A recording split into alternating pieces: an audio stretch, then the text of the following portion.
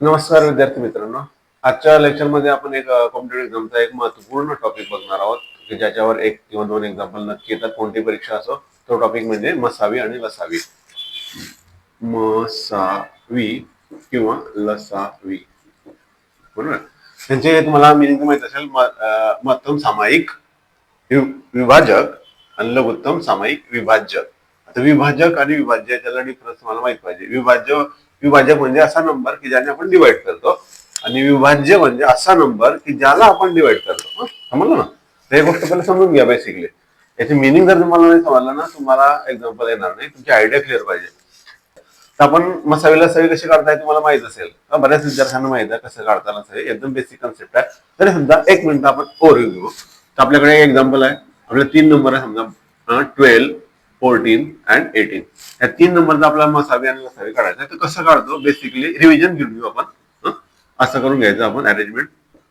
आता ह्या 3 नंबरला आपण कन्झिक्युटिव्ह डिवाइड करायचं आहे लगातार अशा नंबरने की ज्या तिघांना डिवाइड होईल किंवा दोघांना होईल किंवा एकाला होईल.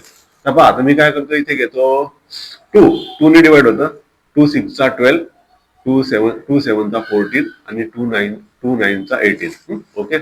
नंतर ह्या 6 आणि 9 ला 3 ने डिवाइड होतो, म्हणून मी करून घेईल 3 ने डिवाइड. 3 2 चा 6, 7 ला डिवाइड होत नाही म्हणजे तसं. 3 3 चा 9. ओके. आता याला फर्दर पुढे कोणत्याही संख्येने डिवाइड होत नाही. इथे थांबून जा. थांबले. आता मसावी कसं काढायचं आपण? एकदम सिंपल मेथड आहे. यांचा मल्टिप्लाय म्हणजे मसावी. 2 × 3 6. हा झाला एससीएफ किंवा मसावी. लसावी काढायचा आहे. लसावी कसा काढायचा? यांचा आणि यांचा सर्वांचा मल्टिप्लाय म्हणजे 2 × 3 × 2 × 7 × 3. मल्टिप्लाय करा. 2 3 चा 6, 6 2 चा 12, 12 7 चा 84, 84 × 3 करा. 252. हा झाला लसावी. ही एक बेसिक मेथड आहे, सर्वांना माहित आहे. अशा प्रकारे लसावी किंवा मसावी, एससीएफ किंवा एलसीएम. आपण तुम्हाला मसावी लसावी कसं काढायचं आता बघा. हे झालं बेसिक. आता आपण बघणार आहोत खरं जे आपल्याला शिकायचं आहे, जे कॉम्पिटेटिव्ह मध्ये खऱ्या अर्थाने आपण शिकायला पाहिजे. तर ते एक्झाम्पल आपण बघणार आहोत. तर बघा, अशा एक्झाम्पल असतात. काही काही आपण टॅग किंवा टिक्स बघणार आहोत. ट्रिक्स जे आपल्याला हे लसावी मसावीचे एक्झाम्पल सॉल्व्ह करताना कामात येतात. उदाहरणार्थ बघा, असे एक्झाम्पल जर तुम्हाला दिले असेल, फॉर एक्झाम्पल असे नंबर असतील 13 and 4, म्हणजे 13 आणि 4. त्यांचा तुम्हाला मसावी लसावी काढायची. तर कसं काढणार? त्याला असं मेथडनं जायची काही गरज नाही. आपण लगेच सांगू शकतो. याच्यामध्ये कॉमन फॅक्टर आहे का? कॉमन फॅक्टर सामायिक अवयव आहे का या दोघांना? म्हणजे असा एक नंबर आहे का की ज्या नंबरने या दोघांना भाग जातो? आहे का असा नंबर? नाही. म्हणून मग यांचा मसावी किती असणार आहे? 1. ओके. आणि लसावी किती असणार आहे? त्यांचा गुणाकार. 13 × 4 13×52. हा झाला त्यांचा लसावी. हे कसं एक एक्झाम्पल येतं परीक्षेमध्ये. ह्या टिक्स तुम्हाला माहित पाहिजे. समजलं ना? यामध्ये अजून एक उदाहरण आहे बघा. कसं असतं, तर आपल्याला लसावी मसावी दिलेला असतो. त्या 2 संख्या काढायचं असतं, बरोबर आहे. असं दिलं असतं. फॉर एक्झाम्पल अशा 2 संख्या शोधा की ज्यांचा लसावी दिस नंबर आणि लसावी दिस नंबर आहे. तसं कसं करतात? त्याकडे एक फॉर्म्युला बघा. लसावी × मसावी यांचा गुणाकार केला तर हा काय? तर त्या 2 संख्यांचा गुणाकार. हा एक फॉर्म्युला आहे, टिपिकल फॉर्म्युला. हा फॉर्म्युला तुम्हाला बरेच एक्झाम्पल सॉल्व्ह करताना फायद्यात होईल. त्या फॉर्म्युल्यावर कसे एक्झाम्पल असतील? लसावी दिलेला असेल, मसावी दिलेला असेल, 2 संख्यांचा गुणाकार करा. किंवा तुम्हाला लसावी दिले असेल, त्या 2 संख्या दिल्या असतील, त्यांचा गुणाकार तुम्हाला करा, मसावी काढा. म्हणजे 3 गोष्टी आहे ना. या 3 पैकी तुम्हाला कोणत्याही 2 गोष्टी माहित असतील तर तिसरी गोष्टी काढायची. हे तुम्हाला जर फॉर्म्युला माहित असला तरच येईल, नाही तर नाही येणार. तर हे फॉर्म्युला तुम्ही लक्षात घ्या. हा एक याच्यातला पॉइंट होता. आता अजून एक लसावी मसावीचे एक्झाम्पल करताना एक गोष्ट लक्षात ठेवा की जेव्हा एखाद्या उदाहरणामध्ये लहानात लहान किंवा कमीत कमी अशा शब्दांचा प्रयोग होतो, तेव्हा तुम्हाला लसावी काढायचे असते. लक्षात आलं ना?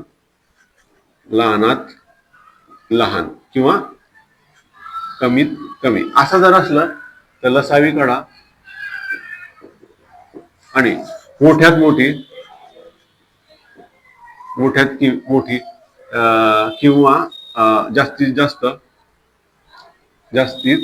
असे शब्दप्रयोग जर आले तर मसावी काढा. हे एक टॅग लक्षात ठेवा, एक्झाम्पल सॉल्व्ह करताना हे गोष्ट लागेल. तर हे दुसरी महत्वपूर्ण गोष्ट समजलंय. आता अजून एक असतं त्याच्यात पॉइंट, तिसरा पॉइंट म्हणजे अपूर्णांक जर असले तर मग कसं काढायचं मसावी लसावी. फॉर एक्झाम्पल आपल्याकडे अपूर्णांक आहे 3/4 म्हणजे 3/4 आणि 8/3 असं जर आहे. किंवा आपण दुसरा नंबर घेऊ 6/8 असं घेऊ, बरोबर आहे. हे दोन नंबर आहे, यांचा लसावी काढा मसावी काढा असं असलं तर कसं करायचं, 2 असेल किंवा 3 असेल तर कसं काढायचं. याच्याकरता सुद्धा एक फॉर्म्युला आहे. तो फॉर्म्युला बघा. असे अपूर्णांक जर असले आणि यांचा लसावी काढायचा असला तर कसा काढायचा, म्हणजे लसावी किंवा एलसीएम जर काढायचा असला तर काय करावं लागेल, जे अंश आहे ना, अंशांचा लसावी भागला छेदांचा मसावी हा फॉर्म्युला आहे. हा एक सूत्र आहे. हे सूत्र मला लक्षात ठेवावं लागेल. तसं मला इथे ओरली काढता आलं पाहिजे. अंशांचा लसावी या दोघांचा लसावी काढला. आता लसावी पहा, एक अजून एक पॉईंट इथे पहा. एक्झाम्पल आला एक अजून एक पॉईंट सांगतो. अंश बघा 3 आणि 6 बरोबर आहे. तर हा 6 नंबर 3च्या टेबल मध्ये येतो, बरोबर आहे. 3च्या पाड्यात 6 येतो. असं जर कंडिशन असली तर तो 6 काय असतो, लसावी असतो. म्हणजे हा झाला याचा एलसीएम 6. आणि आता काय खाली छेदांचा मसावी आहे, इथे 4 आणि 8. एक नंबर दुसऱ्या नंबरच्या टेबल मध्ये येतो. असं जर असलं तर जो छोटा नंबर असतो तो असतो मसावी, म्हणजे इथे 4. हे झालं त्याचा आन्सर. त्याला डिवाइड करा 3/2. हे झालं त्याचा आन्सर. हा झाला त्याचा लसावी, बरोबर आहे. हा, आणि मसावी जर काढायचं असलं तर काय करावं लागेल, मसावी. इथे सेम अंशाचा लसावी काढला ना, तसा अंशाचा तुम्हाला मसावी काढावं लागेल. आणि छेदांचा जसं मसावी काढला तिथे छेदांचा तुम्हाला लसावी काढावं लागेल. बस एवढा डिफरन्स आहे. मसावी म्हणजे मसावी काय असेल 3 आणि यांचा काढा तुम्ही लसावी काय असेल 8. म्हणजे हे झाला त्यांचा मसावी.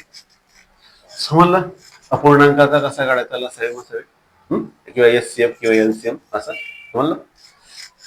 तर अशा काही ट्रिक्स आहेत, बरोबर आहे. अजून जसे एक्झाम्पल येतील तसे आता सरांनी पहिले फॉर्म्युले लिहून दिले. एक्झाम्पल आम्हाला कसं काय समजणार, तर पहिले तुम्ही फॉर्म्युले लक्षात घेऊन घ्या. हे पहिले माहित पाहिजे, नंतरच तुम्हाला पुढचे एक्झाम्पल सॉल्व्ह करता येईल. कारण की आपण कसं जायचं आहे हे पहिले आपला प्लॅन पाहिजे, नंतर आपण ऍक्च्युअली एक्झाम्पल सॉल्व्ह करू. आजच्याकडे हे फॉर्म्युले तुम्ही अंडरस्टँड करा. याच्यावरचे एक्झाम्पल आपण पुढच्या लेक्चरमध्ये बसणार आहोत. तोपर्यंत नमस्कार.